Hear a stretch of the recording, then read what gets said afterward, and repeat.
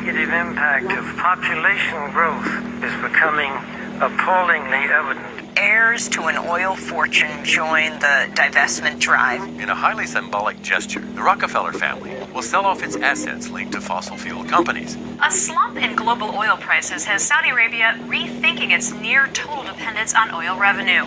We should be focusing on it, and we should be curbing our appetite for carbon-intensive products and services. But the problem is it's got a lot of room for debate. Obviously, the Rockefellers are making this move as an environmental one, but also from an investment standpoint, this also makes plenty of business sense. You can't simply carry on business the way you're doing it now. There is a price to carbon in their future. What do you see as the biggest challenges in conservation? The growing human population.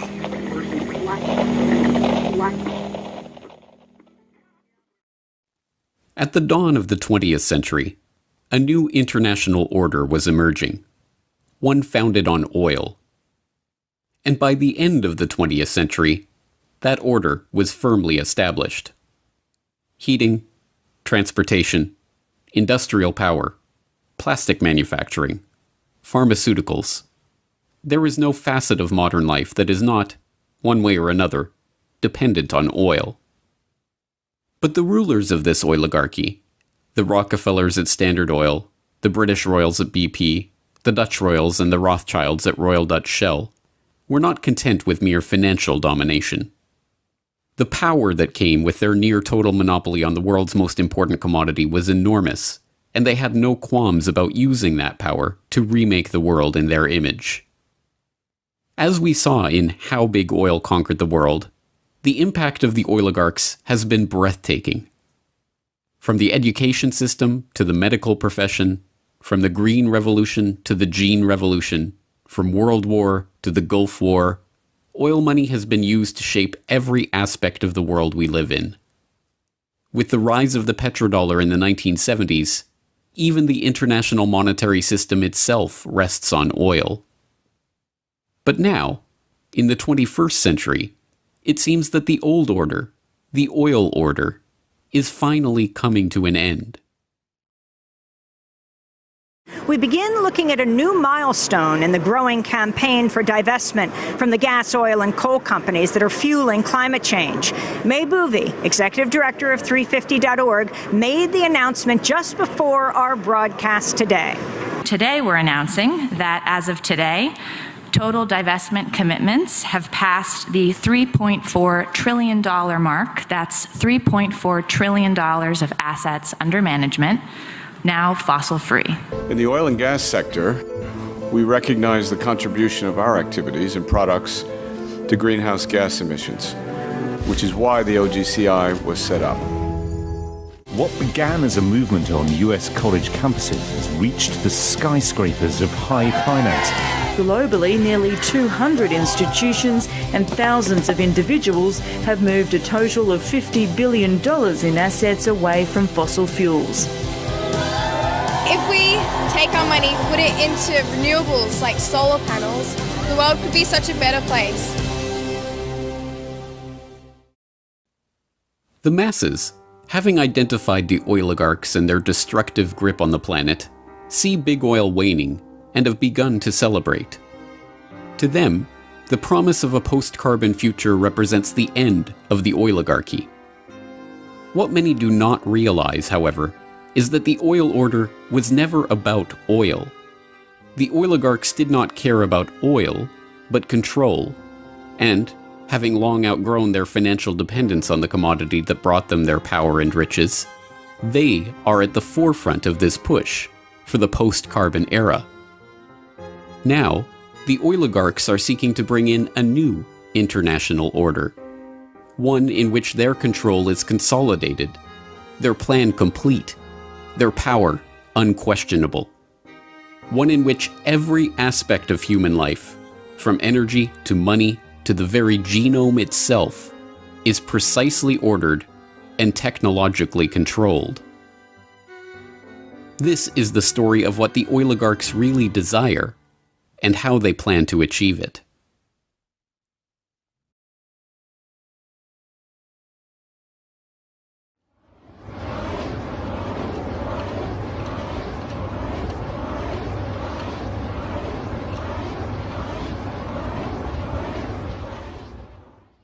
Dhaka, 1963.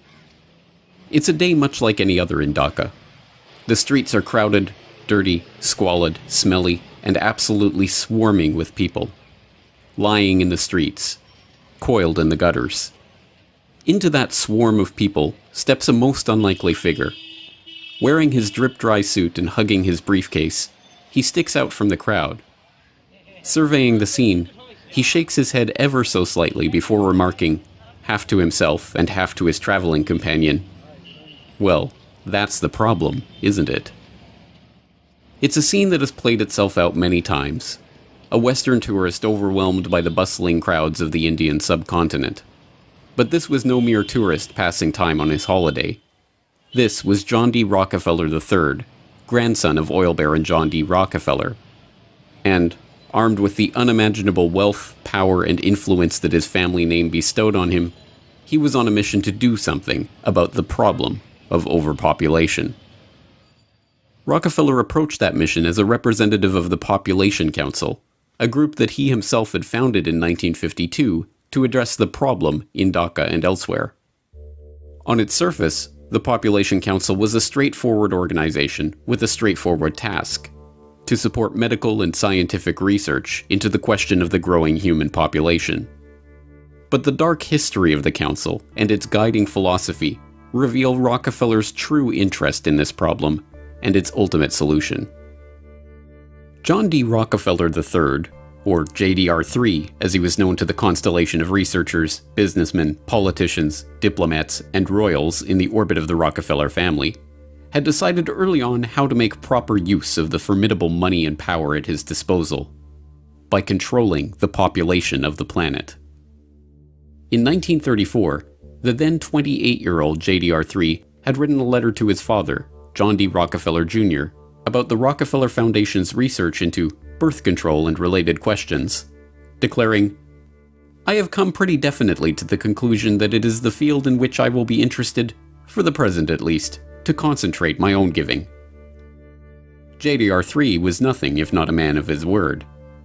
After commissioning a Rockefeller Foundation fact-finding mission to Asia to report on the threat of the growing Third World population, he organized a conference of the top medical and demographic researchers of the era to discuss, as the very title of the meeting termed it, population problems. From that meeting emerged the idea for an organization, the Population Council, to guide the development of the burgeoning field of population and fertility research. JDR3 personally donated $1.35 million of his own money to found the council and provide its initial operating expenses. Like his father and grandfather before him, Rockefeller had learned to use philanthropy and largesse as a mask for his true intention: control.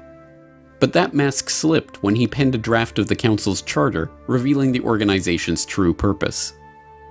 The council, according to JDR3, would promote research and apply existing knowledge to help develop such changes in the attitudes, habits, and environmental pressures affecting the life of human beings, so that within every social and economic grouping, parents who were above the average in intelligence, quality of personality, and affection will tend to have larger than average families. Thomas Perrin, the former Surgeon General of the United States and Council co-founder, warned against including such a blunted mission in the Council's mission statement. Such questions arise as the following, he warned. Who is to determine the parents who are above average in affection? Also, who would decide the persons having better than average personality? Frankly, the implications of this, while I know they were intended to have a eugenic implication, could readily be misunderstood as a Nazi master race philosophy. I have, therefore, recast this paragraph. The line was dropped from the final version of the charter. In truth, however, that sentence had not been written by JDR3 himself. Instead, it had been copied word for word from the back cover of Eugenical News, the central publication of the American eugenics movement. This was no mere accident. Frederick Osborne, one of the co-founders of the council and its first president after Rockefeller stepped down in 1957, was also the president of the American Eugenics Society.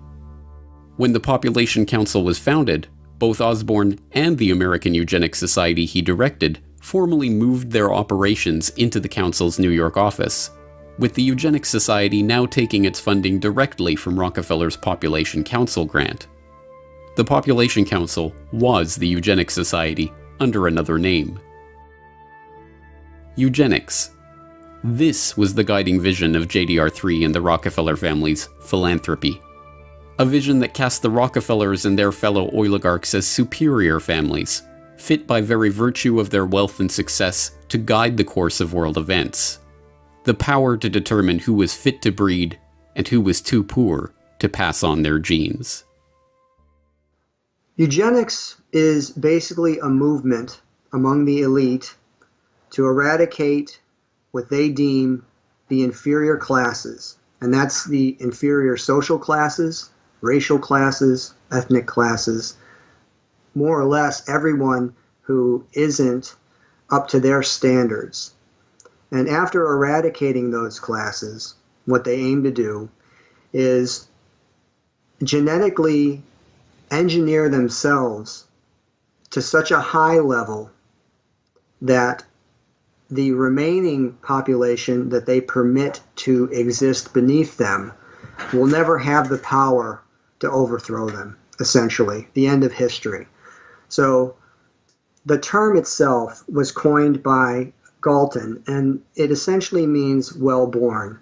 The idea is kind of a mix of a bunch of ideas that were circulating around the 1850s. So if you go back to, say, Mendel was studying hereditary characteristics in pea plants, and he was able to determine that certain characteristics were being passed on and that these things could be determined and essentially predicted. And also at the same time, now you have Spencer, who's talking about the survival of the fittest, with the same kind of idea, the same thread running through there, that there are genetic characteristics that exist that would make one species, one plant or animal more fit than another and more capable of surviving. Also, of course, you had Darwin's work at the time, Origin of Species, and kind of maps this process by which material is passed along and evolution results through this process. So Galton is essentially taking all of these ideas, and he was kind of known for observing and identifying patterns. And what he essentially did was started to come up with this concept, this idea that through studying human characteristics, they could, if they chose to, breed superior human beings. Obsessed with breeding and family heredity, the eugenicists believed that it was not merely physical characteristics like weight or height that were determined by one's family line, but social characteristics like intelligence or conscientiousness or even criminality. If you were poor, it's because you come from poor stock. If you're criminal, it's because your family line is criminal. And if you're a Rockefeller or a Rothschild or a royal, you are rich and successful because your family was destined for fortune and success. The pseudoscientific trappings of this 19th century eugenic philosophy may have been new, but in fact the idea is as old as human civilization itself. People have always been taught to believe that their rulers are special, a class apart, members of a family specially chosen to rule over the masses. Whether literal descendants of the gods, like the pharaohs of Egypt or the emperors of Japan, or members of families specially chosen by God to reign over their kingdoms, like the monarchs of Europe, the right to rule over others was something passed down through family trees. The commoners, meanwhile, knew their place. Not being born of royal blood, they entered the world as serfs, worked the land for the benefit of the noble class, and, if they were lucky, had children of their own to repeat the cycle for another generation. But the breakdown of medieval feudalism gave rise to a newly wealthy merchant class. The development of the scientific method challenged centuries of religious dogma.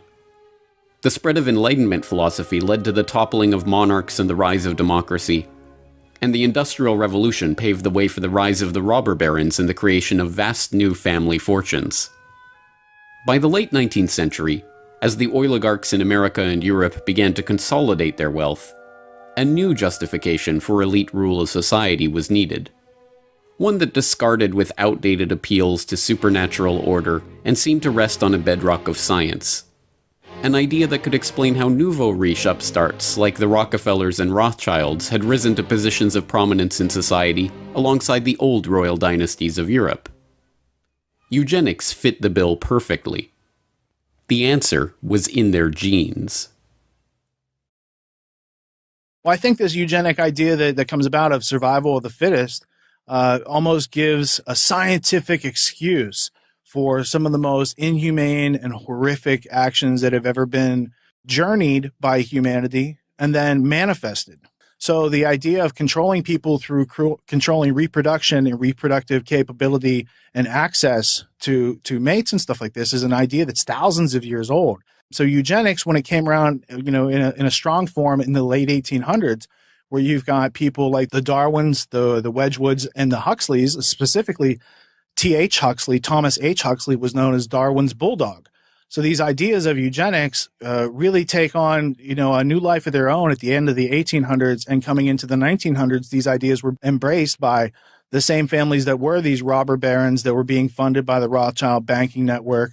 Also, the Fabian Socialist Society, which again had a lot of the same movers and shakers as these people who were higher ups in the British Empire. So when it reared its head in the 1920s and 30s, and these forced sterilization campaigns, whereas if they felt that you had a low IQ or that you had some congenital disease that would be passed on, that you didn't have the right to marry and have children. Eugenics, of course, was pseudoscience. When Galton and his fellow travelers began developing the theory, the identification of the actual mechanism of heredity, including genes and DNA, was nearly 100 years away. Instead, they used catch-all terms with no definition like feeble-mindedness to diagnose poverty or criminality, claiming it was caused by defective germplasm. They used phrenology to try to determine the physical expression of alcoholism or low intelligence. Even the most famous works of the eugenics era, like Henry Goddard's study of the Kallikak family, were roundly discredited and even repudiated by their authors. It's 100% pseudoscientific. It's absolutely arbitrary. The characteristics that they're looking for, something like feeble-mindedness, is something that is not only not scientific, it can essentially be described in any way that the person who is observing wants it to be described. So feeble-minded could mean that maybe you stutter, so then you're feeble-minded. Maybe you're shy, so you're feeble-minded. Maybe they just don't like the way you act, so you're feeble-minded. But the idea was an infectious one. Like all the most enticing pseudoscience, it explained so much with so little effort. It appealed to the vanity of the researchers, usually hailing from successful and wealthy families themselves, and it gave an excuse for social engineering on a scale never before dreamed of. When eugenics crossed the Atlantic, spreading from the rarefied British countryside of Galton and his cohorts to the rocky shores of America, it hit ambitious young researchers like Charles Davenport with hurricane force. A Harvard-trained zoologist who had grown up in a strict, puritanical family of New England Congregationalists, Davenport's authoritarian father was obsessed with genealogy, tracing the family tree all the way back to his Anglo-Saxon forebears in 1086. When the younger Davenport discovered Galton's writing while working in a biological laboratory on Long Island, he found his purpose in life. As he later told the American Breeders Association, which became an important ally in his eugenicist cause, "Society must protect itself. As it claims the right to deprive the murderer of his life, so also it may annihilate the hideous serpent of hopelessly vicious protoplasm." With the proselytizing fervor of a religious convert, Davenport concocted an ambitious idea for furthering the eugenic cause: the creation of a eugenics record office to register the genetic background of every single man, woman, and child in America, and eventually the world, so that every person could be categorized by their family line and assigned a genetic rating. Once completed, those with the lowest eugenic value could be eliminated from the gene pool. So the idea of eugenics makes its way to America, lands in the lap of Charles Davenport, who approaches the Carnegie Institute for funding. And on the Cold Spring Harbor Laboratory, they set up this, essentially an institute to study eugenics. And this eventually evolves with some Harriman money into the Eugenics Records Office. So between this initial institute that's set up at Cold Spring Harbor and then the Eugenics Record Office, which is also added to that, you're talking about millions and millions and millions of dollars of funding that's put forward to go out and investigate and find the inferior germplasm. Basically, that's how it's often described. The Rockefeller Foundation's initial contribution to the Eugenics Record Office, a mere $21,650, was a small sum, but it came with clear benefits. Not only the institutional infrastructure and the personnel of the foundation and the prestige of the Rockefeller name itself, but the promise of increased support as the work advanced. And as always, the Rockefellers were true to their word. Rockefeller Foundation researchers like William Welch, the founding director of the Rockefeller Institute for Medical Research, sat on the ERO's board and helped direct its activities. The Rockefellers also provided funds for specific research, like a $10,000 grant to survey New York's Nassau County for the eugenically unfit. And it created sister organizations like the Bureau of Social Hygiene, which cross-pollinated research and researchers with Davenport's own laboratory.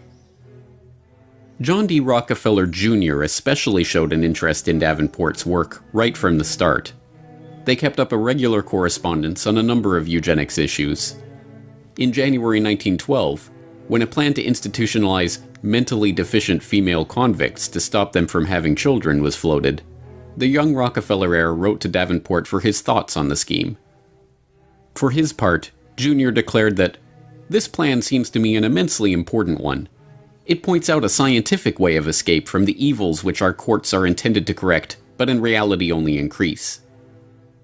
After Davenport responded that the plan would only work if it included a eugenical screening of the convicts, Jr. contributed $200,000 to found just such an institute. The Institute of Criminology in New York was administered by Rockefeller's own Bureau of Social Hygiene and staffed by workers trained at the Eugenics Record Office. Fueled by the support of America's rich and powerful, the field of eugenics transformed from the quaint hobby horse of a few mad scientists into the social cause of an entire generation. Economists, politicians, authors, activists. By the 1920s, everyone who was anyone was extolling the need to eradicate the germplasm of the lower stock. Marie Stopes, the celebrated family planning pioneer who founded Britain's first birth control clinic in North London in 1921, railed against hordes of defectives, calling for the compulsory sterilization of those she deemed unfit for parenthood. Tommy Douglas, now venerated as a hero in Canada for his role in founding the nation's healthcare system, submitted a master's thesis to McMaster University advocating that subnormals, defectives, and morons, like those with low IQ or physical abnormalities, be isolated on a state farm or in a colony where decisions could be made for them by a competent supervisor, and called on the government to certify mental and physical fitness to stop the unfit from breeding. John Maynard Keynes, the economist who gave us the Keynesian economics school that is still popular among central planners today, was himself president of the British Eugenics Society from 1937 to 1944.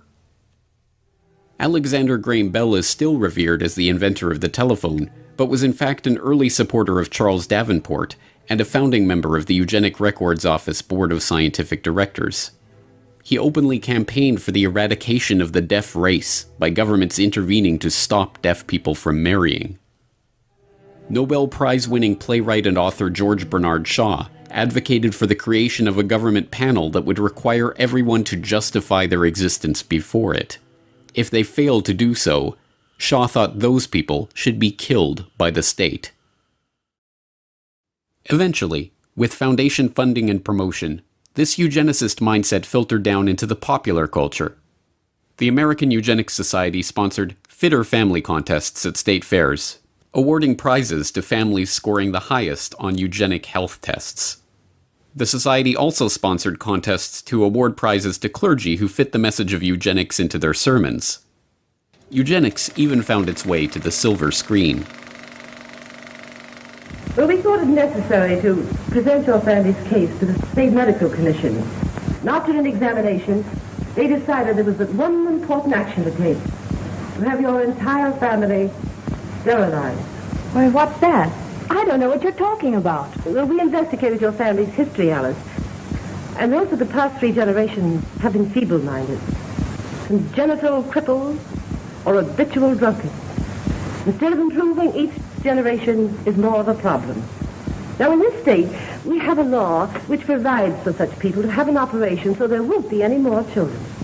I see. But merely popularizing their ideas was not the goal of the eugenicists. They wanted action. And in this case, that meant concrete steps towards eliminating the defective germplasm from the human population. Government-sanctioned murder of those deemed unfit was always one option on the table. And it wasn't just playwrights like Bernard Shaw advocating for government death panels. Eugenicists of all stripes discussed and debated the idea of murdering degenerates as the quickest way of achieving their goals. Mistaken regard for what are believed to be divine laws and a sentimental belief in the sanctity of human life tend to prevent both the elimination of defective infants and the sterilization of such adults as are themselves of no value to the community. The laws of nature require the obliteration of the unfit, and human life is valuable only when it is of use to the community or race.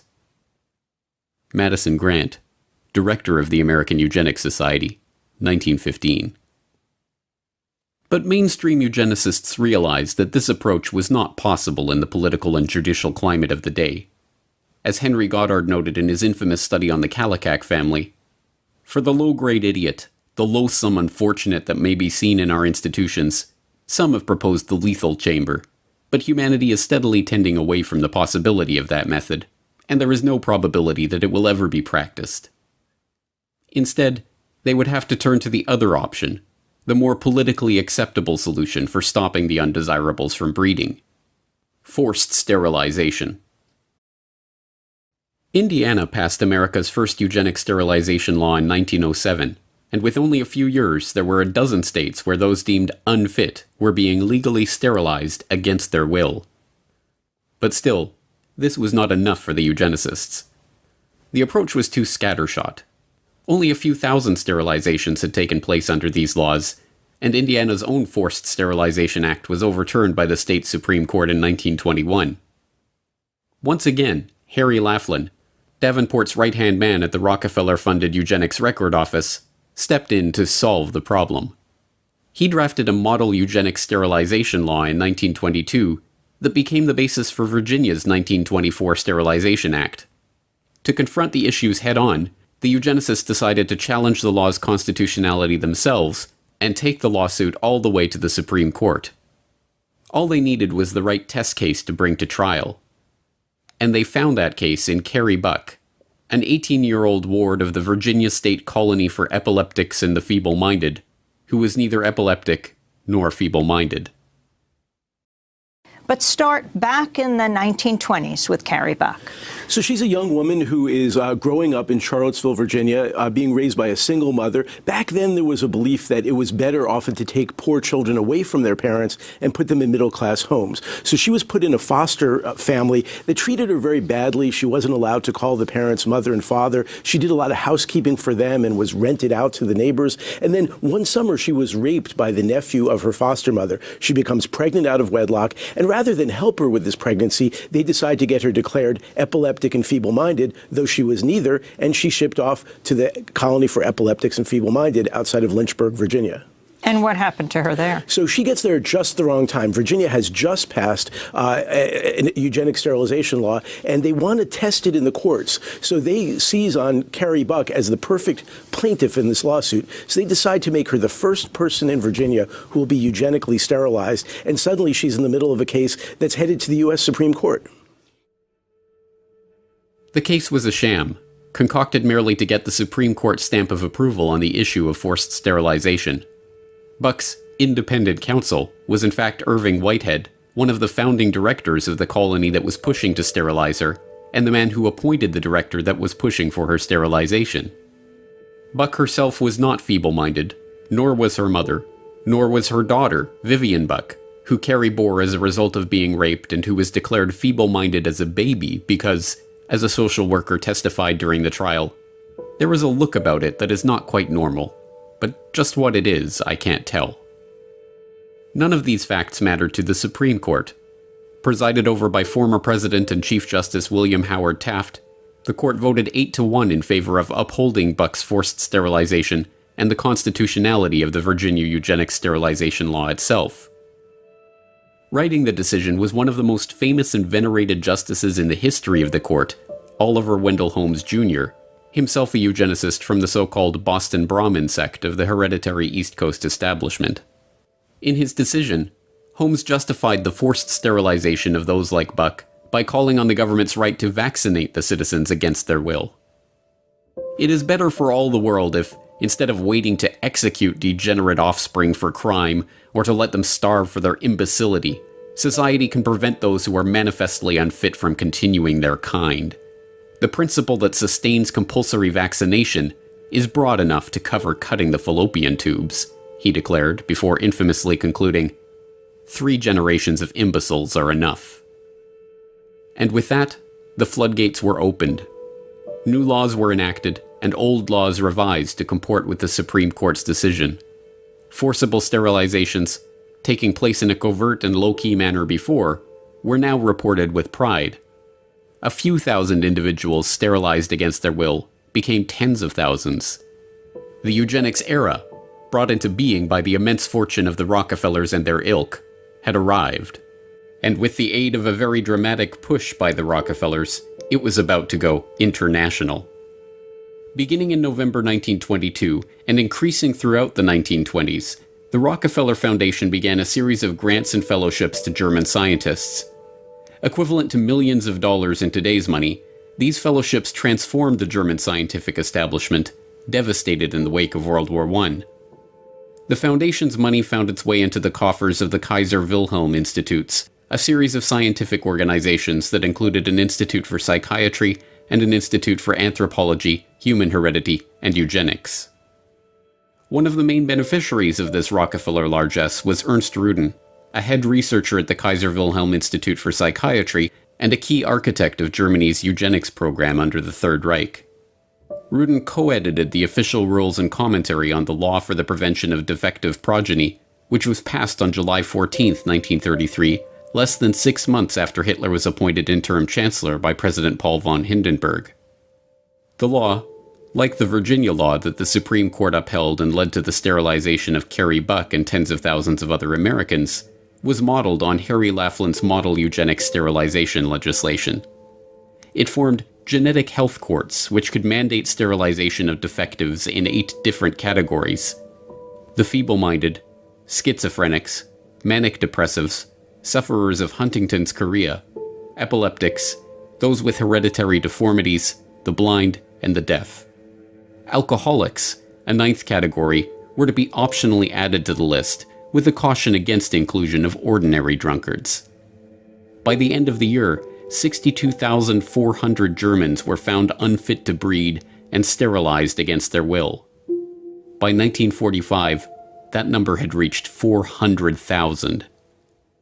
In the 1940s, that eugenics program was to expand into euthanasia under the Action T4 program, resulting in over 70,000 children, senior citizens, and psychiatric patients being murdered by the Nazi regime. As the dust settled on World War II, the name of eugenics became synonymous with the Nazis in the minds of the general public. The eugenicists, outraged, knew that their work could not continue any longer under the name of eugenics. But that didn't mean that it couldn't continue. So after World War II, you don't hear about it anymore as eugenics. What you hear is molecular biology and these sorts of colloquial terms that were developed by the Rockefeller Foundation, which was one of the families primarily in America that was helping to fund it in America, in Britain, in Germany, who also funded Hitler during that time. So there's a lot of overlaps between the people who were actually out there funding genocide and the people who had ideas about culling the population and population control and sterilizing people. And these ideas go on and permeate society to this day. As American Eugenics Society co-founder Frederick Osborne wrote, "Eugenic goals are most likely to be attained under a name other than eugenics." Thus, he moved the American Eugenics Society into the offices of John D. Rockefeller III's Population Council, becoming president in 1957. The Rockefellers and their fellow oligarchs had for generations felt themselves to be stewards of the planet, protecting it from the rising tide of the genetically inferior. They were not about to give up that quest.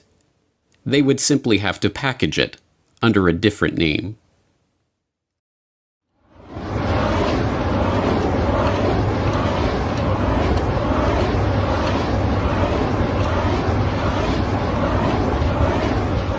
With all the evidence that we've amassed in our preparations for the Stockholm Conference, including the views of many of the world's leading scientists, I am convinced that the prophets of doom have got to be taken seriously. In other words, doomsday is a possibility. I'm equally convinced that doomsday is not inevitable.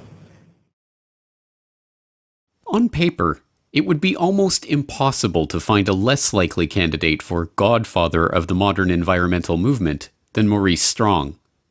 A junior high school dropout from a poor family in rural Manitoba struck hard by the Great Depression, Strong's meteoric rise to the heights of wealth and political influence is itself remarkable.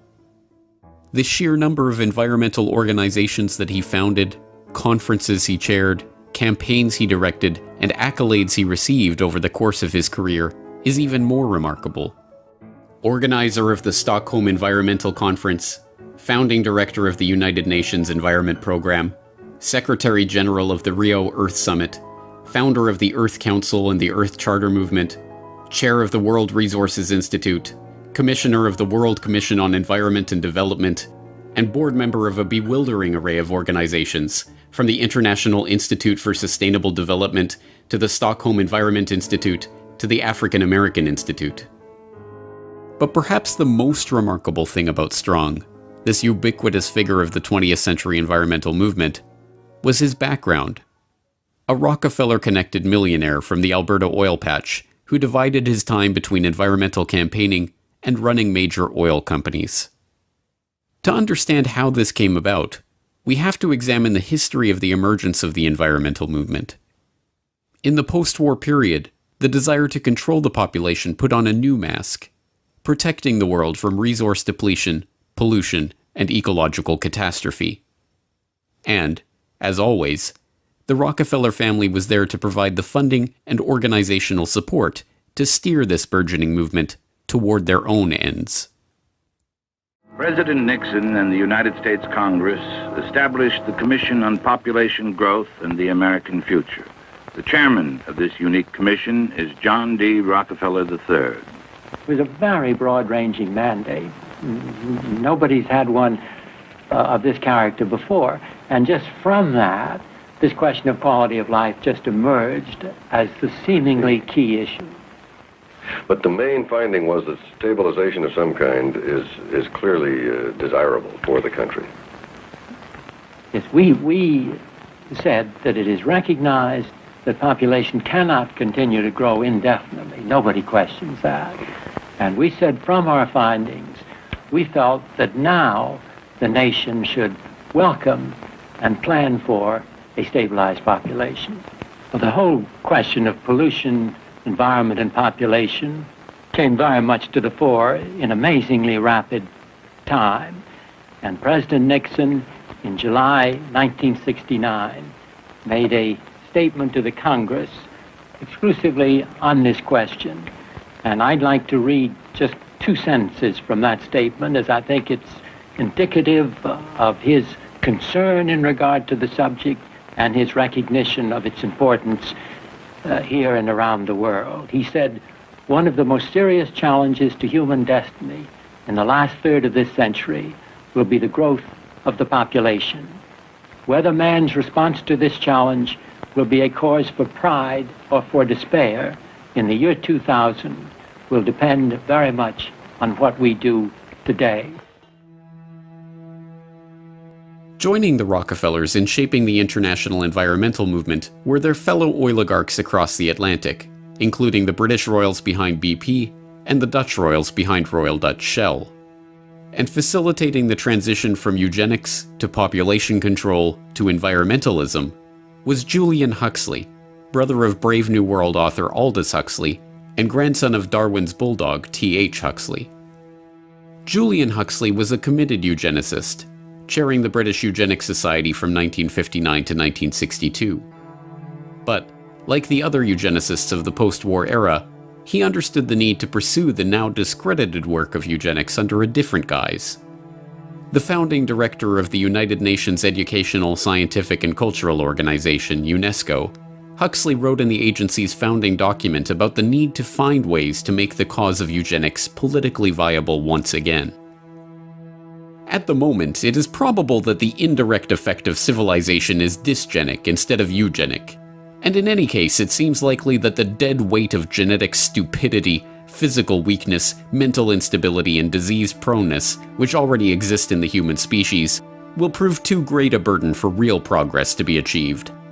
Thus, even though it is quite true that any radical eugenic policy will be for many years politically and psychologically impossible, it will be important for UNESCO to see that the eugenic problem is examined with the greatest care, and that the public mind is informed of the issues at stake, so that much that now is unthinkable may at least become thinkable. Huxley found the perfect front for the reintroduction of these unthinkable eugenical ideas in 1948, when he used UNESCO as a springboard for founding the International Union for the Conservation of Nature, and then again in 1961, when he used that agency as a springboard to create the World Wildlife Fund. Joining Huxley as co-founders of the fund were not only Prince Bernhard of the Netherlands, founder of the Bilderberg Group and former employee of the IG Farben conglomerate, and Prince Philip of England, but Godfrey A. Rockefeller of the Rockefeller dynasty. Together, they pledged to harness public opinion and educate the world about the necessity for conservation. Years of education about the strain that the growing human population put on the resources of the Earth, paid for by the very oligarchs who had just spent the past century monopolizing one of the world's key resources, led, inevitably, to a predictable conclusion. Now, for the first time in the history of man, an international movement is underway. The people of the nations and the nations of the world have joined together to find the answers. This building and the world's representatives hold the solution. We have seen what we've done to bring about the destruction of our Earth. Is it not the time now to cure the disease that we ourselves have created? Yes, the cure for the disease of mankind, according to Rockefeller-funded propaganda featuring John D. Rockefeller III as an expert commentator, was to be found at the United Nations, whose headquarters had been so graciously donated by the Rockefeller family itself. And the first step toward discovering that cure was to organize the UN Conference on the Human Environment in Stockholm in 1972, the world's first international environmental conference. For 11 days in June 1972, Stockholm was a magnet for everyone concerned with the environment. 1,200 official delegates from 113 nations were in Stockholm for the first international conference on the human environment. The meeting, first proposed to the United Nations by Sweden and approved by the General Assembly in 1968, attracted worldwide attention.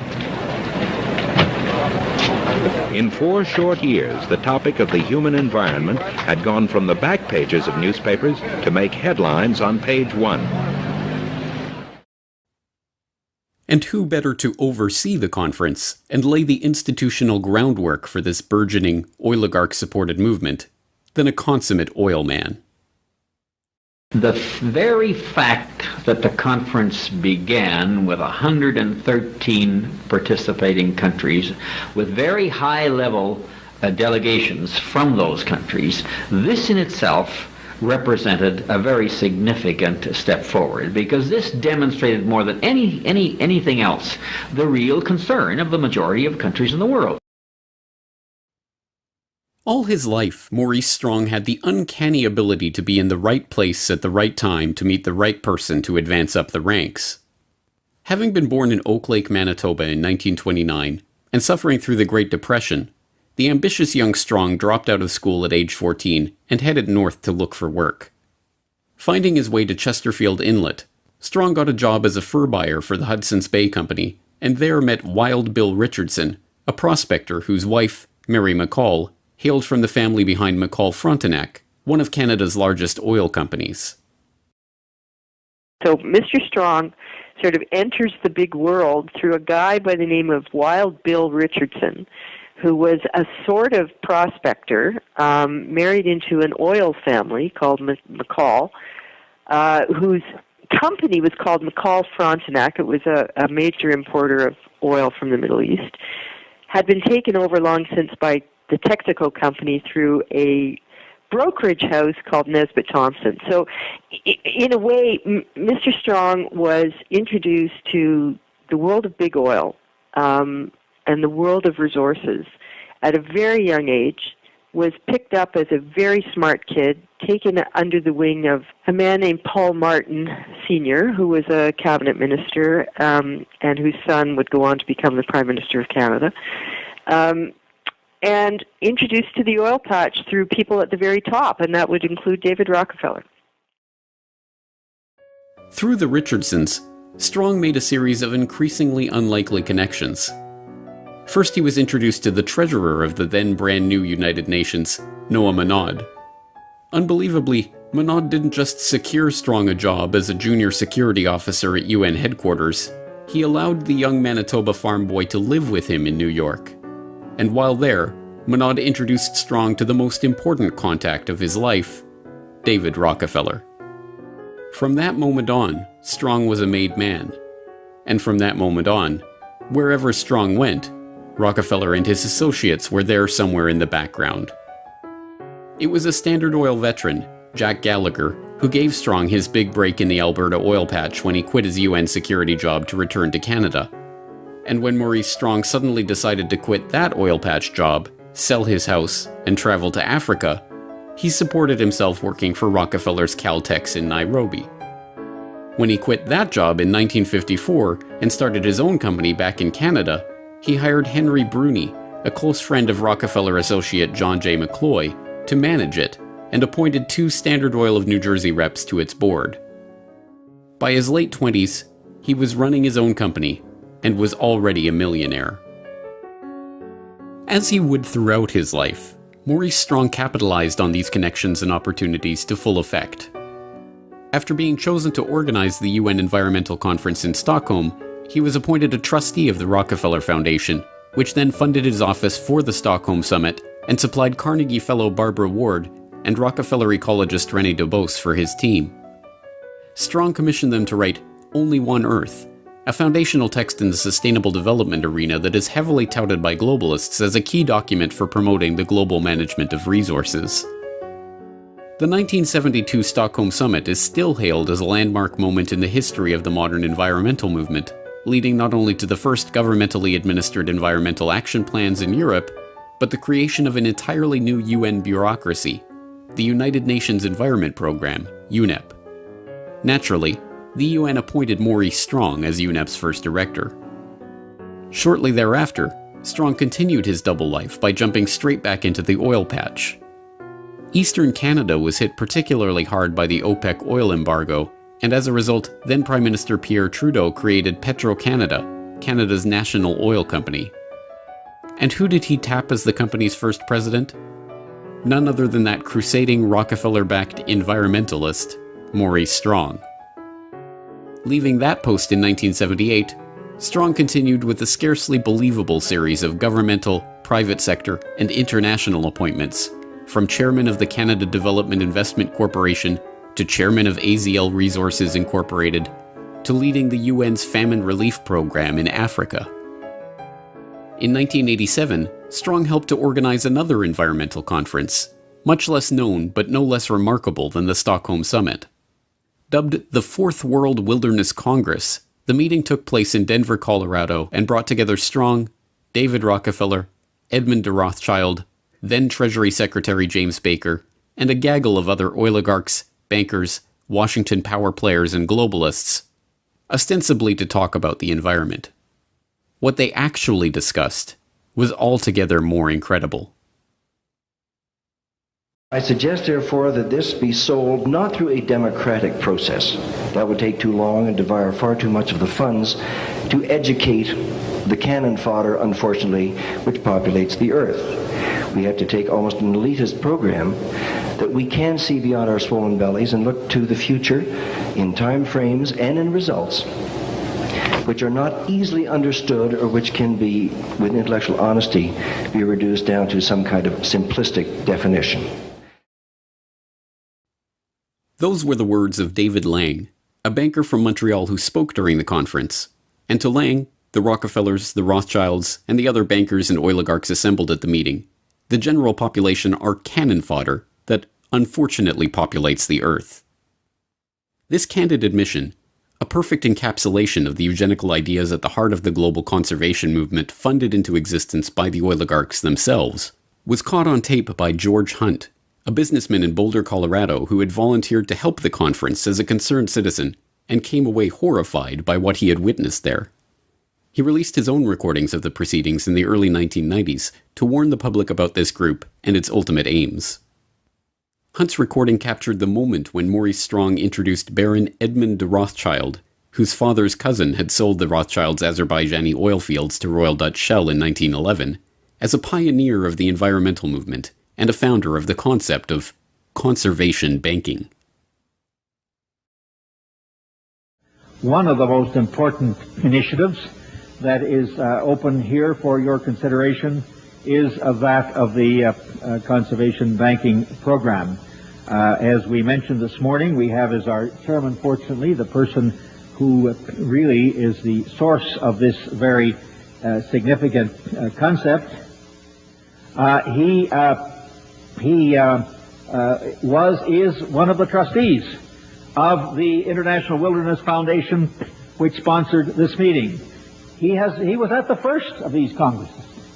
So his conversion to the relationship between conservation and economic development has been a pioneering one.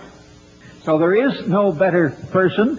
He epitomizes in his own life that positive synthesis between environment, conservation on the one hand, and economics on the other. And I'm just delighted to have this opportunity of introducing to you Edmund de Rothschild.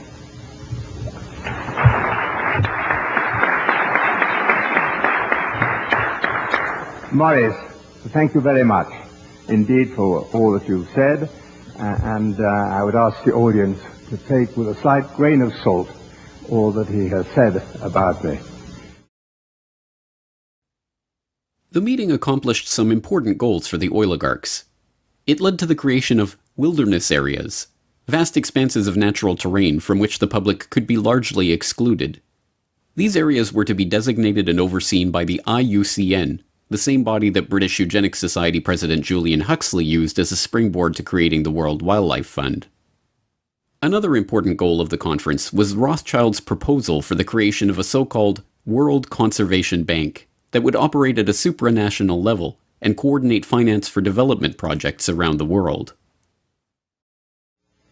The meetings now of the concept of an international conservation banking program involves all sectors of the human community, governmental and intergovernmental agencies, the public and private agencies, large charitable foundations, as well as ordinary individuals worldwide. By thinking forward as to how to reach out to the public at large, to every corporate entity throughout the world, to put aside hopefully tax-free, a part of their profits to fund our ecological and environmental protection. Ladies and gentlemen, every country has its own problems, its indigenous peoples and its wildlife. This International Conservation Bank must know no frontiers, no boundaries. This World Conservation Bank was forwarded and eventually realized at Maurice Strong's next major conference, the one which was to serve as the crowning achievement of his unlikely career as environmental crusader, and which still remains one of the touchstones of the environmental movement, the 1992 Earth Summit in Rio de Janeiro. In June 1992, the world met in Rio to discuss the fate of planet Earth. In this largest summit and very first Earth Summit ever held, representatives from 166 countries, 130 heads of state, and 15,000 non-governmental organizations came together with the hopes of deciding specific agreements that would balance environmental preservation with economic needs. And my gratitude to Secretary General Maurice Strong for his tireless work in bringing this Earth Summit together. This is truly an historic gathering.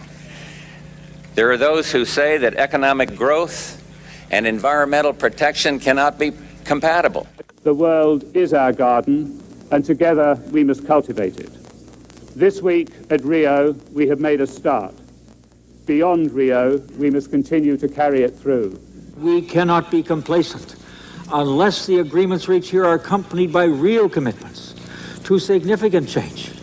Change, of course, indeed, for the human species. In my view, Your Excellencies, we simply are headed for a moment in the 21st century where the condition of our species may become terminal. As useful as the Fourth World Wilderness Congress had been in advancing the agenda of Maurice Strong and the oligarchs, that was only setting the stage for the Earth Summit in Rio. At the Earth Summit, Edmund de Rothschild got his World Conservation Bank. Dubbed the Global Environment Facility and launched at the summit itself, it serves as the funding mechanism for 5 different UN conventions and provides billions of dollars worth of financing to environmental and development projects around the world. Its 18 implementing partners include the Rockefeller-funded Food and Agricultural Organization, the Huxley-founded International Union for the Conservation of Nature, the Maurice Strong-created United Nations Environment Program, and the Prince Bernhard, Prince Philip, Godfrey Rockefeller-founded World Wildlife Fund. One of the Global Environment Facility's specialties are debt-for-nature swaps, where third world countries are given debt relief in return for opening their land up for environmental development projects. The projects come with transaction costs of up to 5%, paid to the contractors who manage and direct the investments, not the locals, who, like the Aborigines of Palawan Island, are kicked off their land and effectively wiped off the face of the map. The Earth Summit also gave rise to the United Nations Framework Convention on Climate Change, the body to which the Intergovernmental Panel on Climate Change delivers its reports. Generally thought to be neutral, non-governmental bodies relying only on science and evidence, the UNFCCC and the IPCC are handcuffed by the terms that Strong set out for them to deliver only one conclusion: that humanity is to blame for climate change. When they set up the Intergovernmental Panel on Climate Change, Maurice Strong, who we should talk a lot about, he wrote the terms of reference. And the first term of reference was the definition of climate change. And he limited it deliberately to only human causes of climate change. And of course that effectively eliminated all the natural causes, natural variability, which is why you see them not looking at things like the sun and a whole bunch of other issues. And of course he then limited it even further in another term of reference that he set it up into 3 working groups. There was the technical group, working group 1, which wrote the science report. And that was 600 of the 2,500 people. The other 1,900 were in working groups 2 and 3. Now, they were inconsequential because they had to accept the findings of Working Group 1, which were already limited by their terms of reference. So whatever their finding was, Working Groups 2 and 3 then said, okay, you telling us it's going to warm, we accept that as fact. We now look at the implications of that. And that's where you hear all these stories about, oh, the ice is going to melt, the sea level is going to rise. So really, the majority of the report by 1,900 scientists is accepting without question the finding of the first group. Now, Strong, it really restricted it even more because they then, well, they came out and said, look, this report is not to be used for policy. But then they set up the summary for policymakers, the absolute contradiction of that. And the summary for policymakers is written by a completely separate group, and then they write it independent of the science report. They write science reports finished and set aside. The summary for policymakers is written and given out to the media. But the rules, the terms of reference that Strong wrote said that the summary for policymakers goes back to the science report people and says, make sure your science report agrees with what we've put in the summary. Another product of the Earth Summit in Rio was the Earth Charter, a quasi-religious document that Mikhail Gorbachev, who helped draft the text along with Maurice Strong, referred to as a replacement for the Ten Commandments, and which sought to usher in an era of Gaia worship and global responsibility, declaring that fundamental changes are needed in our values, institutions, and ways of living. The document then counsels that we must create a world of shared responsibility to the Earth community, before concluding, in order to build a sustainable global community, the nations of the world must renew their commitment to the United Nations, fulfill their obligations under existing international agreements, and support the implementation of Earth Charter principles with an international, legally binding instrument on environment and development. Well, the Earth Charter was one of the byproducts, ultimately, of the first Earth Summit. I published the Earth Charter in the appendix of my book, Technocracy Rising, the Trojan Horse of Global Transformation, just so people could see this with their own eyes, what it says. It was a document that was like a compact with the world. It was a very religious, humanistic document that that tried to unify the world into a single concept of globalization. And it was a very defined document that was signed off. The history goes back before that, but it was finally signed off by I don't know how many, just almost all the nations at the United Nations. And the primary author of the Earth Charter was Stephen Rockefeller. And so the Rockefellers understood early on that, no, it's not just the economic system, and it's not just necessarily the political control system. We also have to factor in a religious belief that we can use to get people to believe what we're doing is for their good. What the oligarchs had been working toward for decades, and what they achieved in Rio in 1992, was the completion of the transformation of the eugenics philosophy, from talk of sterilization of the feeble-minded, to a popular understanding of humanity as a cancer that must be removed for the Earth to live. Now, the duty was to reduce carbon footprints and reduce the population in the name of saving the planet. But wrapped in this new vocabulary, and coming with a trendy, pervasive, and well-funded advertising campaign, the end result sounded remarkably similar to the eugenics of old. A new study from Lund University in Sweden says the single best way to cut your carbon footprint, assuming you want to, is simply to refuse to reproduce.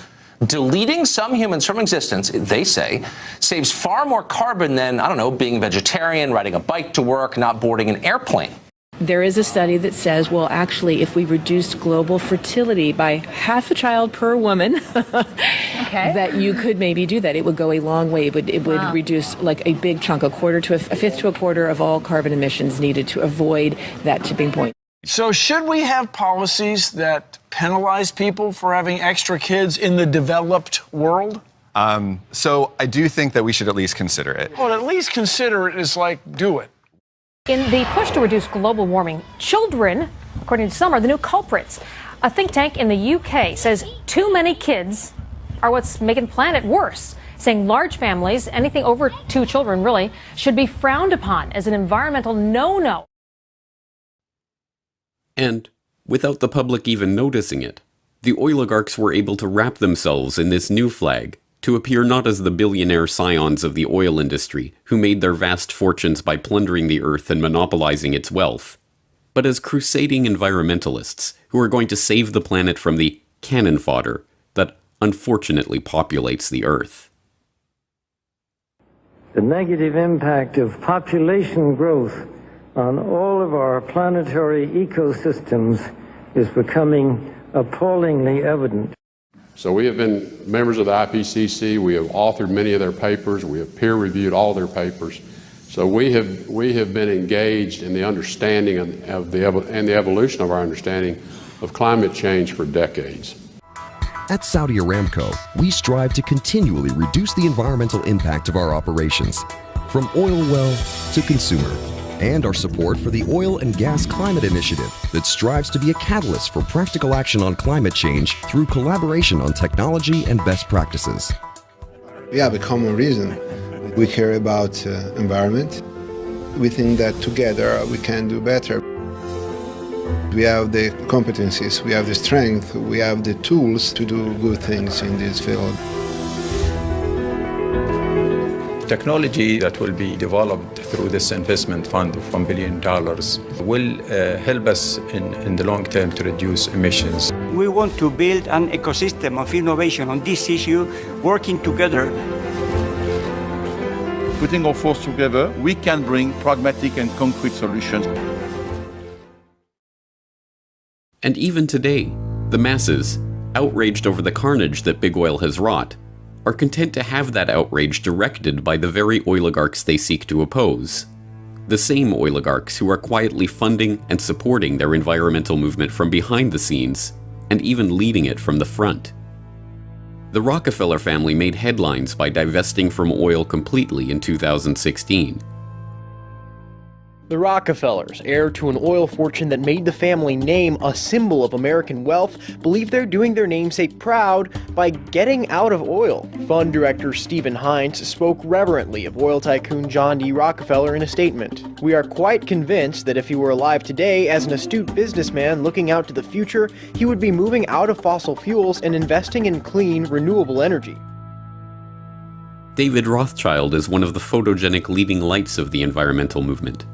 Dubbed Plastic Jesus for his publicity stunts and photo opportunities masquerading as a concerned environmentalist, David Rothschild, a scion of the billionaire banking family that added to its fortune with its Azerbaijani oil field holdings and still invests in oil through ventures like Genie Energy, now spends his time lecturing the public about how their lifestyles are killing the polar bears. We have to start spending money, fast on the solutions that we have in hand to try and help these countries which are already seeing the effects of climate change today and seeing the effects of our consumption, basically. Prince Charles is outspoken on the subject of global warming, warning his loyal subjects that unless they tighten their belts and live more humble lives, they will bring about the end of the world. Ladies and gentlemen, the battle against climate change is surely the most defining and pivotal challenge of our times. We cannot ignore the symptoms and should act now to restore the health of the planet before it is too late. This, of course, will require an unprecedented transformation of our communities, societies, and lifestyles, all predicated on the move to a low-carbon and circular economy. The groundwork has been laid for what these oligarchs call the post-carbon era. It is no longer about oil. It never was. It is about control.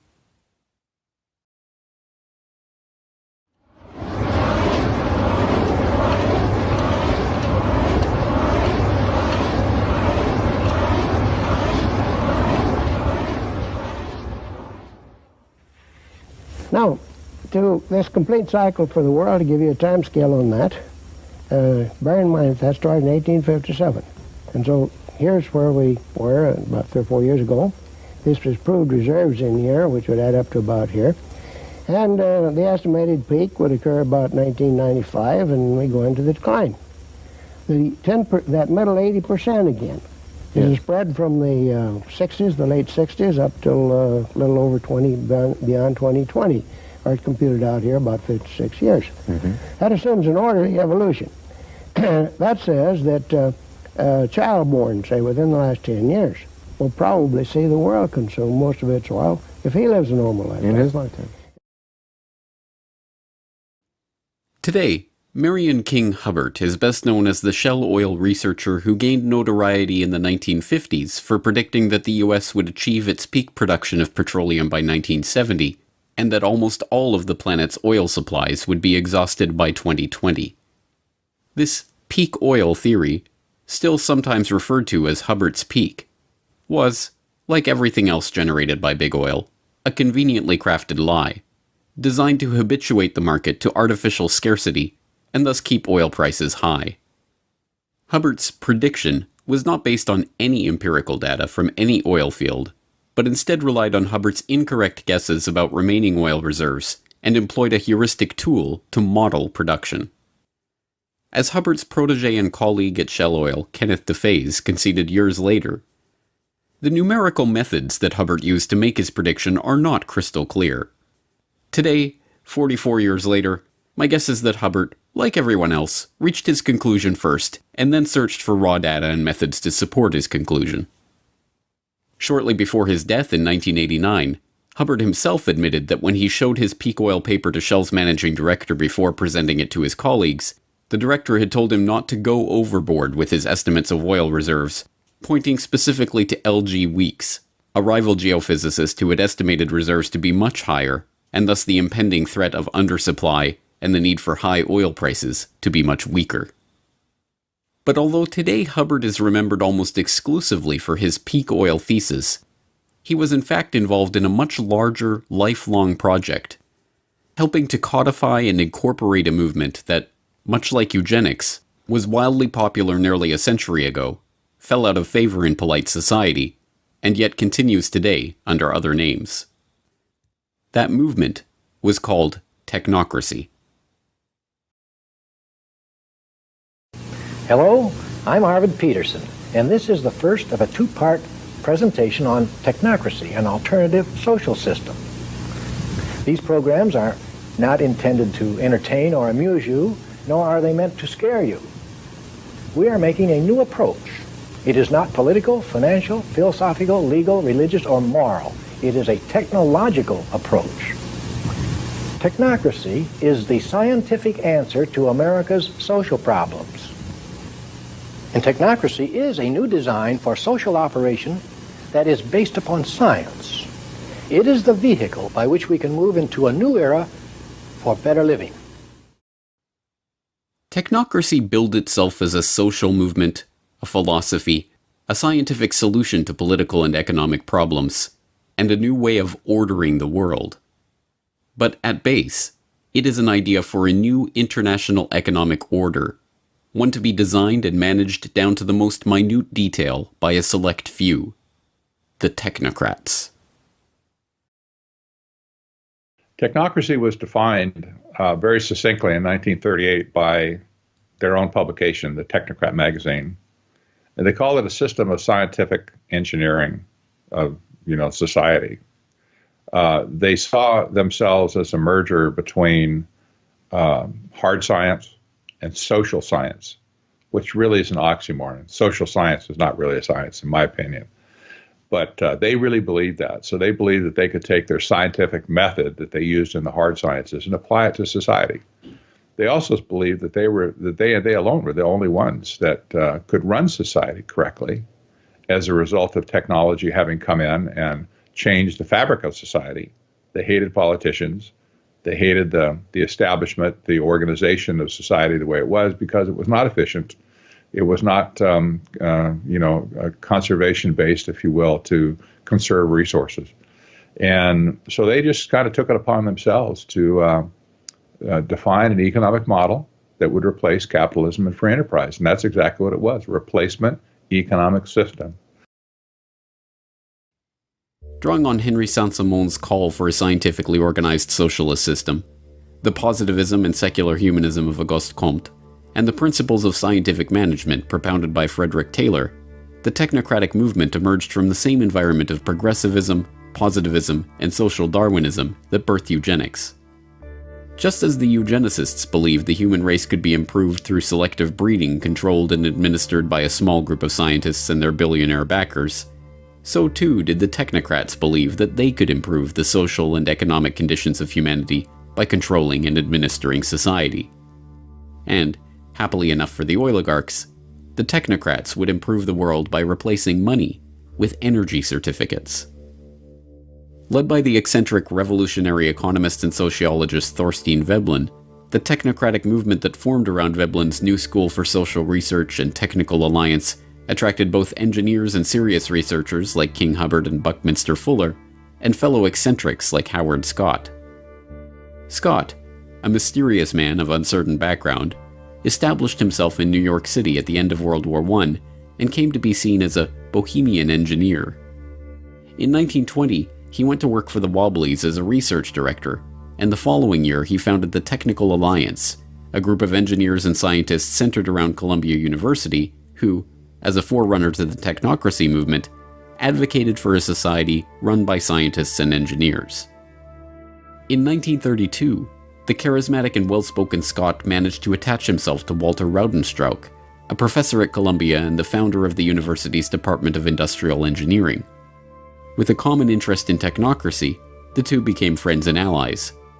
It was through Raudenstrauch that Scott was able to approach the president of Columbia, Nicholas Murray Butler, for permission to use the university's facilities. Butler, always on the lookout for the cutting edge of progressivism, was swayed by the technocratic ideas, and soon Scott's Committee on Technocracy was operating out of the basement of Hamilton Hall. When Butler let word slip about the next big idea being cooked up in the basement of his university, technocracy became a sensation. It was lauded in the press.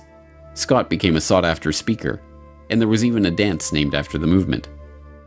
It was at Columbia that Scott met King Hubbard, and the two, an unlikely pair of serious-minded researcher and eccentric revolutionary, immediately hit it off. Their stint together at Columbia was about to come to an abrupt end, but their association would last for decades and help give birth to ideas that would eventually transform the world. Technocracy really got recognized when it was at Columbia.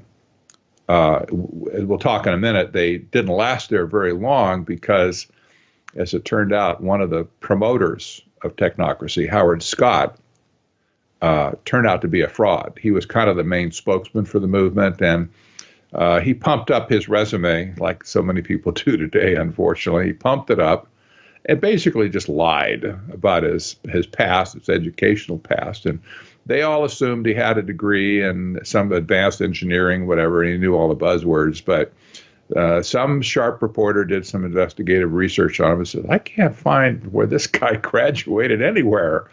And when Columbia found out that the guy was a fraud, they realized Butler's ego got involved and says, man, these people have played me. And so he kicked them all out. Just kaboom, drop kicked him right out of it. He said, get out of my building. And they all left and scattered. And the technocrats that were left at Columbia, there were several of them that were professors at Columbia at the time, they just zipped their lips, shut up, went back to work, figured out, I want to keep my job. I'm just going to, not ever mention technocracy again. It didn't mean they stopped believing, but they didn't talk about it for a very, very long time at Columbia. Disgraced, evicted from Columbia, and with the Committee on Technocracy disbanded almost as quickly as it had come together, Scott found himself at a personal low. Penniless and with an old debt having caught up to him, he had only one person he could rely on: M. King Hubbard. Hubbard let Scott live in his Greenwich Village apartment and paid out of his own pocket to file the Articles of Incorporation for Technocracy, Inc., a new membership organization that would carry on the principles of technocracy. The first step, of course, was to define precisely what those principles were.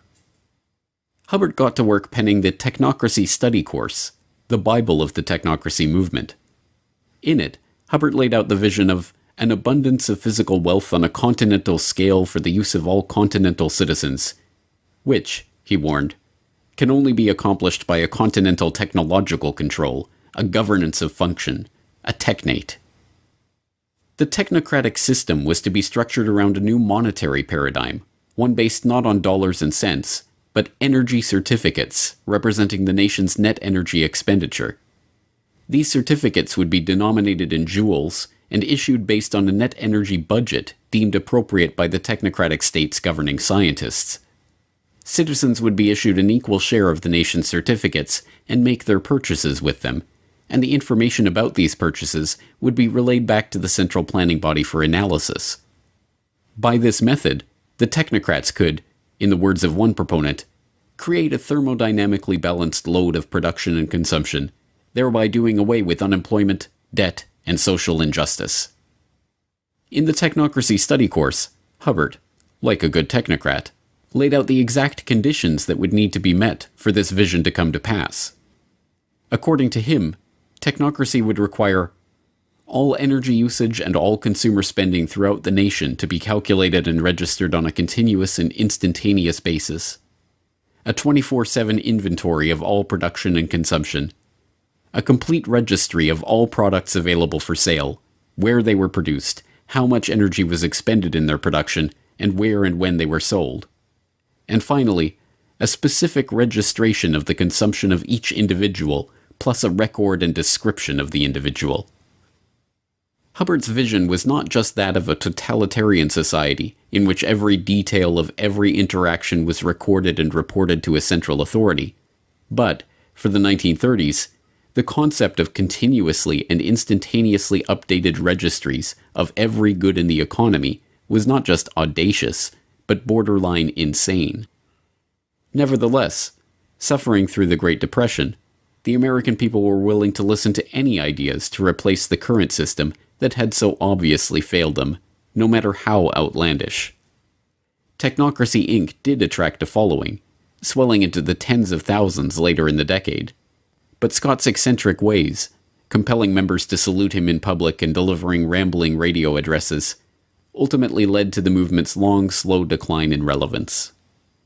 Hubbard never repudiated the concept of technocracy, but when he joined Shell as a researcher, he resigned his position on the board of Technocracy Inc. and avoided direct mention of the organization.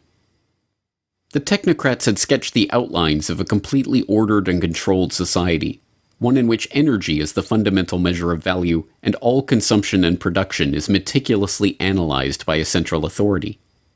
Technocracy Inc. still exists to this day, but the language and thinking of the technocrats has, like eugenics, undergone a metamorphosis. And, also like eugenics, the name may have faded into obscurity, but the idea lives on in the hands of the oligarchs. Would you live in a greener lifestyle if you could make money from it? That may be possible if a government proposal for personal carbon emissions allowances is implemented under the scheme. Everyone in the UK would be allocated an annual carbon allowance. Stored electronically, rather like a supermarket loyalty card, points would be deducted every time we buy or use non-renewable energy. For example, using electricity to power appliances in the home. Or travelling somewhere by plane. Or even buying petrol for your car on the forecourt. Now, any points left over could then be sold back to a central bank. Are you still with us? And people who need more, like motorists who had used their allocations, could then pay for a top-up.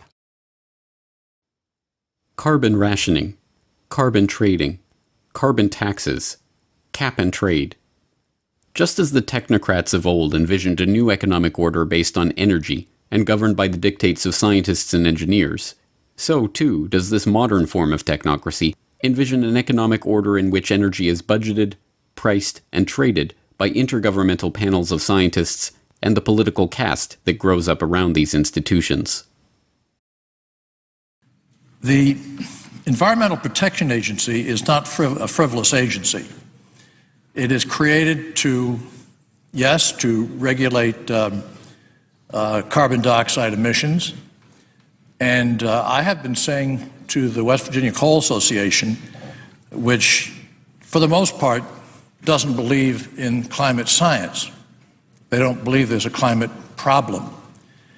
And I have been saying to them for a number of years that that's wrong. In my judgment, the science is true. The science is unequivocally true. And that there is a price to carbon in their future. I said this a couple of months ago. There's a price to carbon in their future. But I believe that the cap and trade approach is the essential first step, partly because it is the only basis upon which we can envision a truly global agreement, because it's very difficult to imagine a harmonized global tax.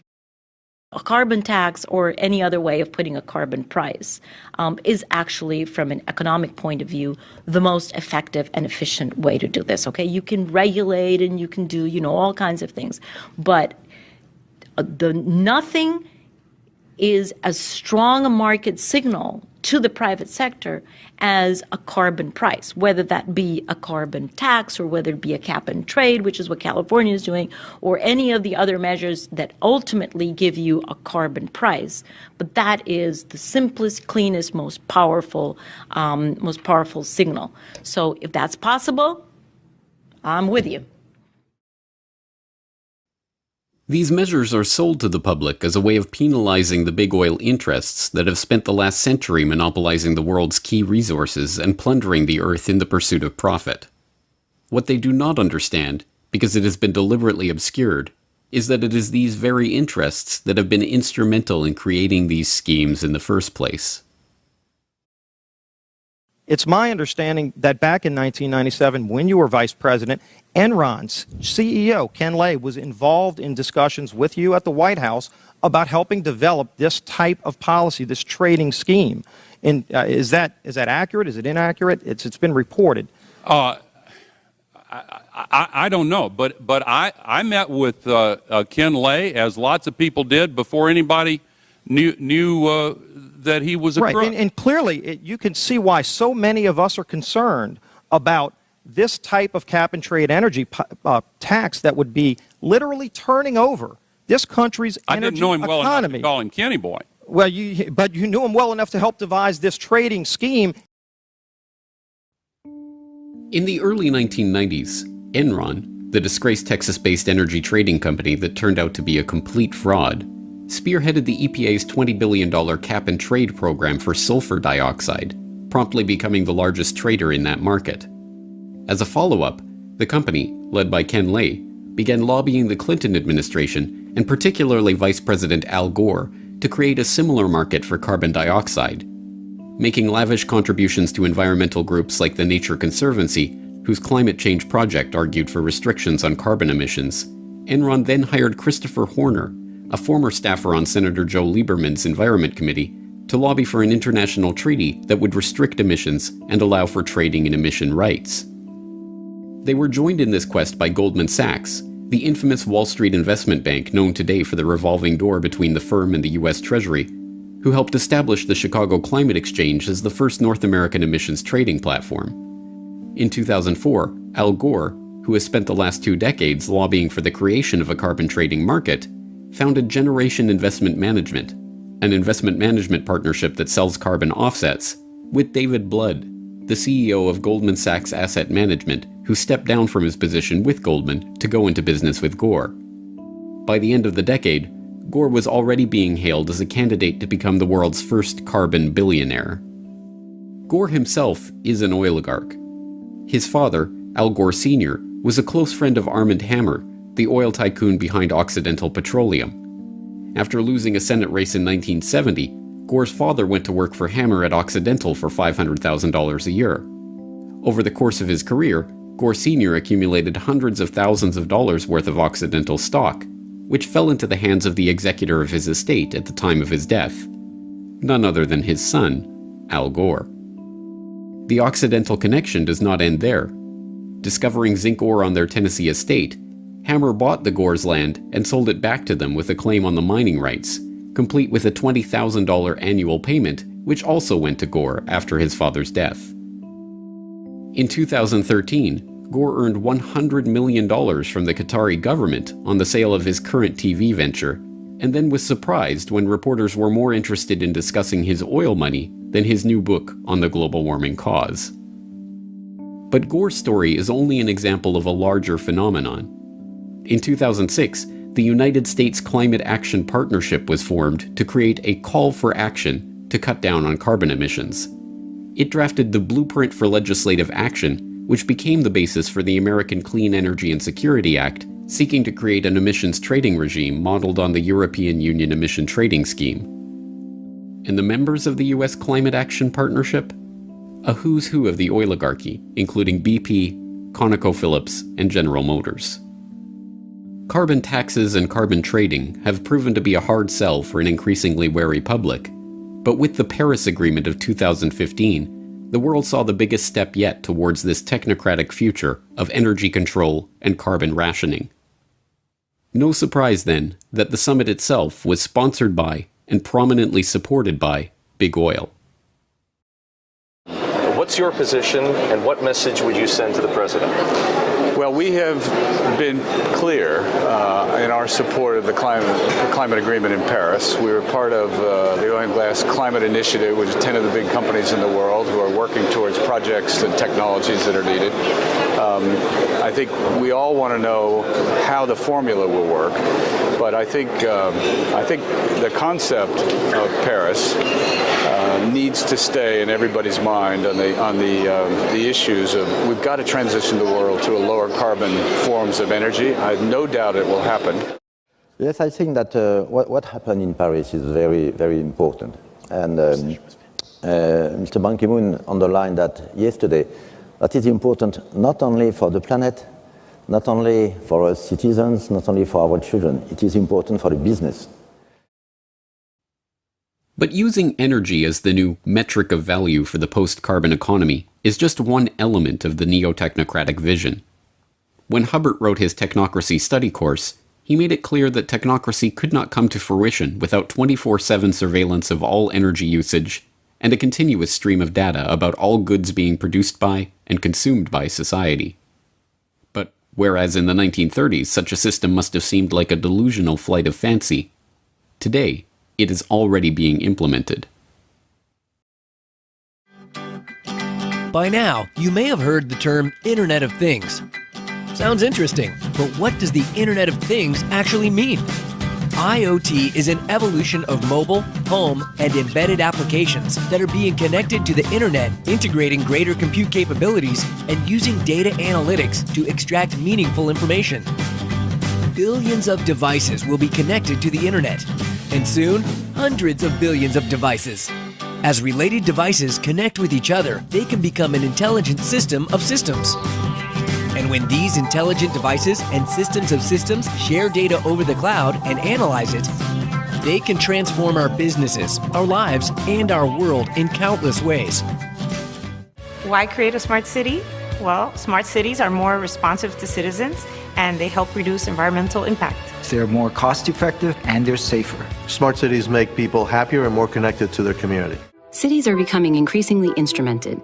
Sensors that enable the capture of all sorts of data are being integrated across city systems, providing critical information on city activity and operations. Sensors on a bridge transmit data on its physical condition. A camera on a freeway relays traffic flow, and digital meters record water and energy usage in real time. Mobile and social channels enable local governments and citizens to communicate with each other, creating yet another source of useful data. Advanced analytics can now readily identify trends and patterns within these massive amounts of data. Information can be integrated, gathered and shared via dashboards, visualizations, and alerts to facilitate understanding and collaboration across systems, agencies, and groups. This department store in Bundang has introduced a new way to shop. With its smart shopper system, customers pick up a small scanner and tag the item they want to buy. It eliminates the hassle of having to carry heavy items in a shopping basket, not to mention the hassle of having to get them home. After you pay for the items at an automated kiosk, the goods are delivered right to your home. Before, I had to wait in long lines at the checkout, but now I can use a smart shopper system to pay. It's really quite convenient. Aside from their convenience to shoppers, the system also helps stores gather data about their customers' shopping habits. The smart home communicates with the grid and enables consumers to manage their electricity usage. By measuring a home's electricity consumption more frequently through a smart meter, utilities can provide their customer with much better information to manage their electricity bills. Inside the smart home, a home area network, or HAN, connects smart appliances, thermostats, and other electric devices to an energy management system. With the smart meters, they'll be able to tell exactly what's going on in your home at down to the microsecond, based upon 24/7 communication with all of your appliances, which will also in the future, if this goes through fully and if there's not a public backlash, all of your appliances will need to have a wireless transmitter on them, and they'll need to be, certified under some smart, program. So this means that not only, just stepping aside from one moment to the health issue, this means that not only is your smart meter emitting on average of 13,000 microwave pulses per day, but every one of your appliances is going to be doing the same thing because it will be needed to be communicating with the smart meter itself. So that is a serious concern. We'll get into that a little bit later. But as far as the privacy issue, just diving right in, the current CIA director, David Petraeus, was quoted as saying, we're going to use smart appliances to spy on you. And it's almost like, and he was later down in the article, and it's very just putting it out there. It's kind of like, it's getting to a point now, James, I'm sure you're seeing this, is like, it's just getting more and more in your face. And it's kind of like this collective force of the controllers, and they're kind of saying, this is what we're going to do, and what are you going to do about it?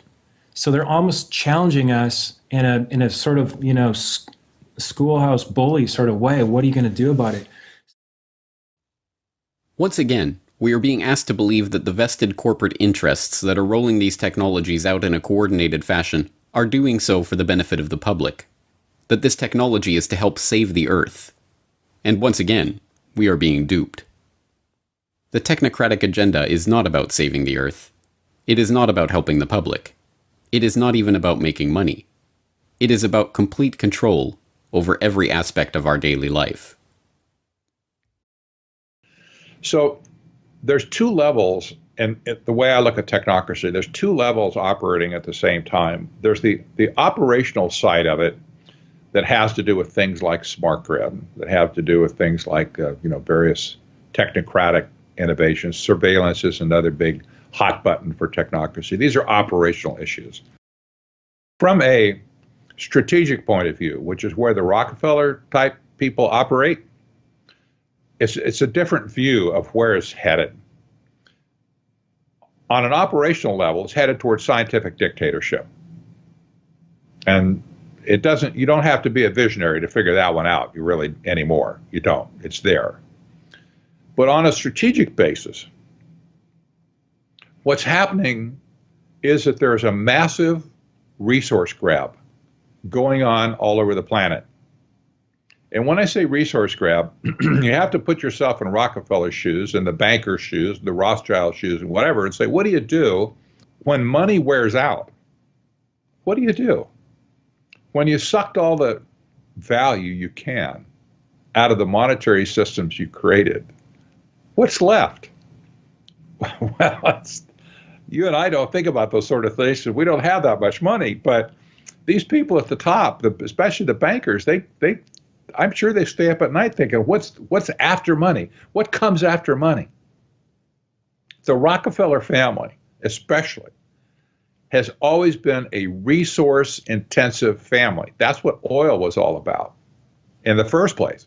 It was a resource, and they understood that energy would be the most important factor in the world over any other type of resource. They understood that. That's why they wanted to create a monopoly over energy. Well, today, as money has been sucked dry, The only thing left to do is to make a grab for the resources themselves. And that's what sustainable development is all about, is taking the resources of the world away from you and me, away from private companies that aren't part of the clique, if you will, and putting them into a global common trust that will be managed by them for their benefit. This is really nothing more than neo-feudalism, again, where the resources are owned by a few and everybody else gets to operate with those resources at their pleasure and discretion. The technocrats and the functionaries of this agenda, like Hubbard and his colleagues in Technocracy Inc., pioneered this idea because they believed that they, the technocrats and engineers, would be able to solve the world's problems. But the oligarchs and bankers who funded their ideas into existence did so because it would help them to become the rulers of a system so perfectly crafted that no resource, no commodity, no person would be beyond their control. And now, in the 21st century, that technocratic vision is coming into view. And it is being helped along by a public that believes the post-carbon future represents the end of the oligarchy. They couldn't be more wrong.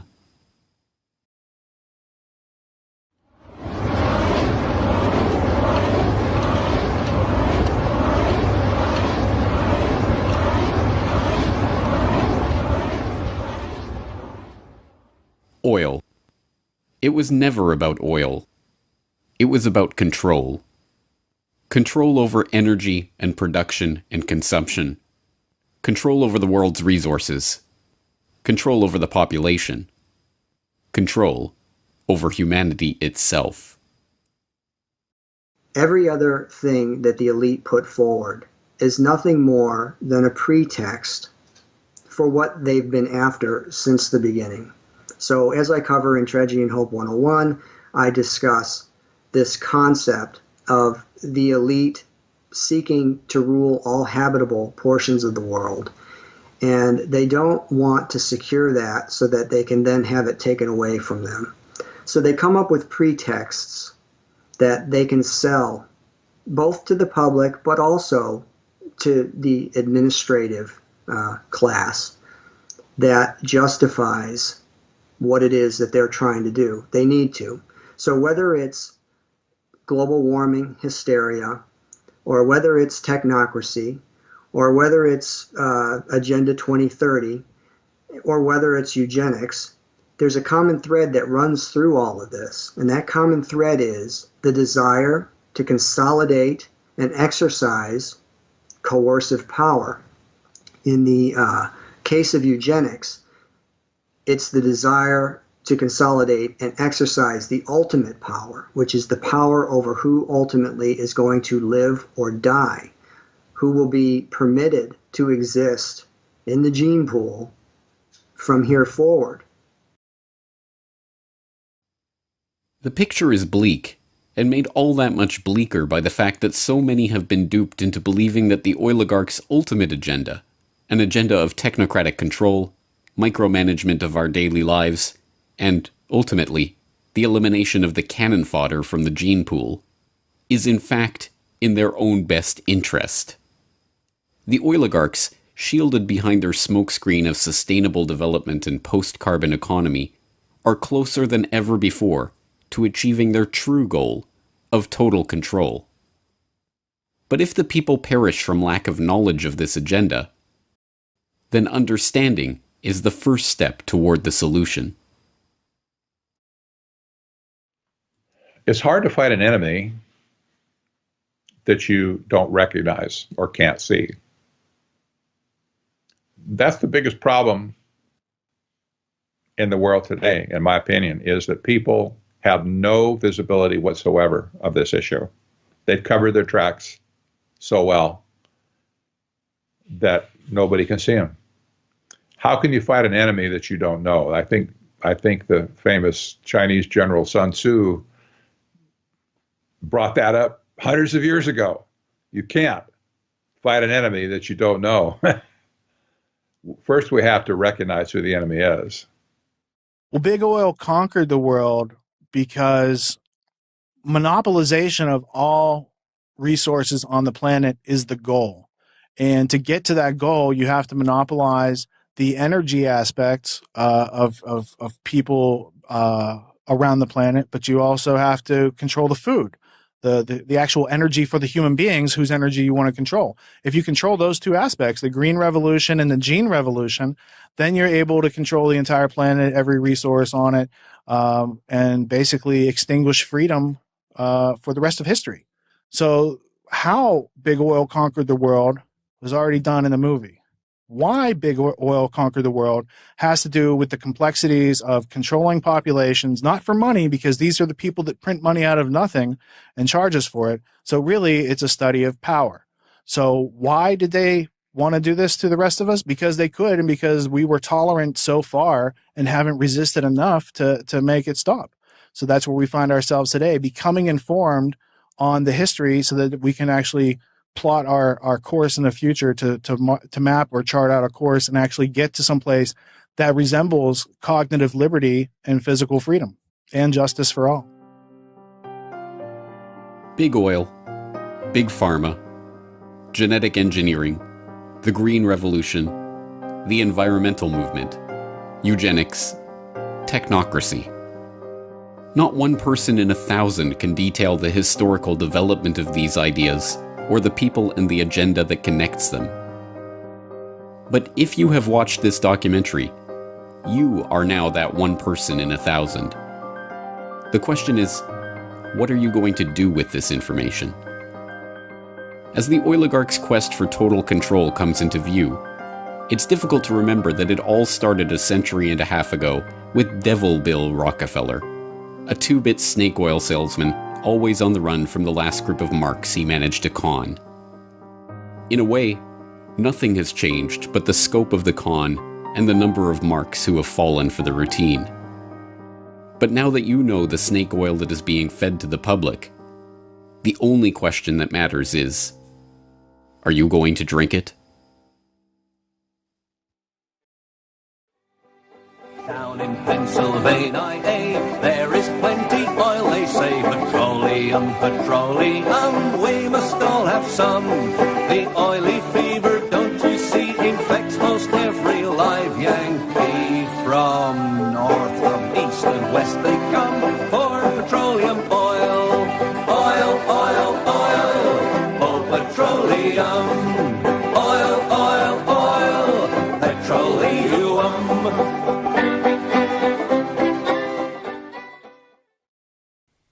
Hello, this is James Corbett of CorbettReport.com, the writer, director, narrator, and creator of the documentary you've just been watching, Why Big Oil Conquered the World. And if you have just watched this documentary all the way through, as well as the previous documentary on how big oil conquered the world, then as I say towards the end, you really are now better informed than the vast majority of the public on these issues and on the history of this picture that I'm trying to paint here.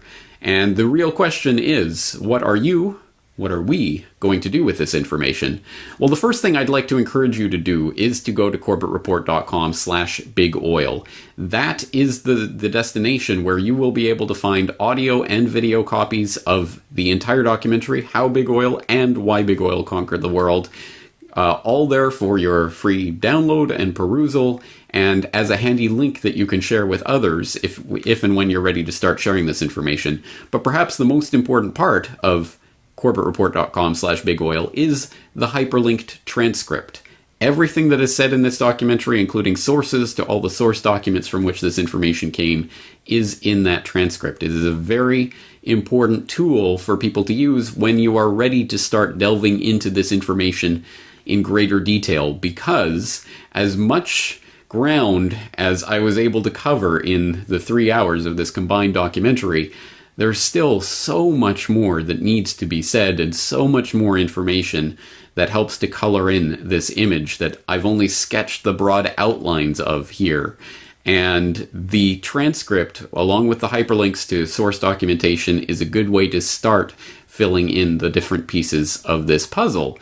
But it doesn't end there, and I'm not going to end the story there, because there are I could have easily made several documentaries instead of just this one and trying to condense it all into one. There's so much more that needs to be said, and certain things that only appear in the documentary for 1 or 2 minutes can and should be developed into entire hour-long explorations. So that's exactly what I'm going to be doing in the coming weeks and months. I'm going to be further developing some of the ideas that are introduced here and some of the characters and history, and fleshing them out in podcast episodes on CorbettReport.com, where we'll explore these issues in much greater detail. So please stay tuned for that. And as I say, once you've started getting into this research and looking at some of the source documents, and you are familiar with this material and you want to share it with others, then CorbettReport.com/bigoil is the place to go and the place to send people to for that exploration. Other ways that you can help with this work, rather than simply spreading the information, which is the first and foremost and most important thing, but also I will be doing interviews on this subject and on this documentary. So if you have a favorite radio program or podcast or whatever it is that you listen to or enjoy, and you'd like to hear me on there being interviewed about this, please do send your suggestions into those various hosts to have me on, and that would be appreciated. The other thing you can do is to get physical hard copies of this, because there are people out there who don't trust anything they see on the internet. But if it's on a physical disc, they'll be more receptive to it. Well, that's fine. And other people just want a physical hard copy of it. Well, you can purchase a physical hard copy of the documentary, both How Big Oil Conquered the World and Why Big Oil Conquered the World. They're available in a 2 DVD set that is now available from CorbettReport.com for $20 US. That includes shipping and handling anywhere in the world. It's 2 discs. It's the 3-hour documentary in complete form here. So that is a valuable resource as well. And I, as always, highly encourage you to make copies of this and hand it out to everyone and anyone, friends and neighbors and coworkers and total strangers and anyone else who you think might be receptive to this information, because this is a huge, huge topic, and no one of us has all the pieces to this puzzle. It is only through all of us coming at this material from our different perspectives and experiences with our different knowledge bases that we'll be able to really construct the big picture of what's happening here. So, as I say, lots more coming on this material in the coming weeks and months to help flesh this out at CorbettReport.com. But in the meantime, please do go to CorbettReport.com/bigoil for all of the information regarding this documentary. I think it's the most important information that we can be talking about right now, and I hope that you'll join me in that conversation at CorbettReport.com/bigoil. Thank you.